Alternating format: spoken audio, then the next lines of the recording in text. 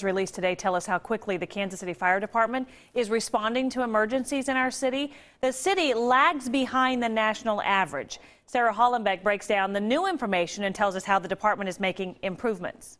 The numbers released today are not where they want them to be, but if you can believe it, they're actually an improvement from last month and last year.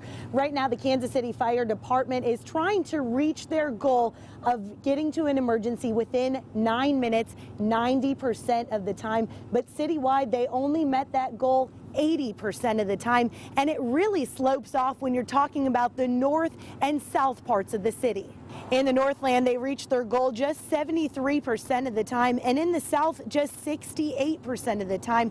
There are several initiatives, though, in place right now that should help lower these emergency response numbers, such as sending just one ambulance to an emergency instead of two. For years, they had to send both an advanced life support ambulance as well as a basic life support ambulance, even to the most minor accidents.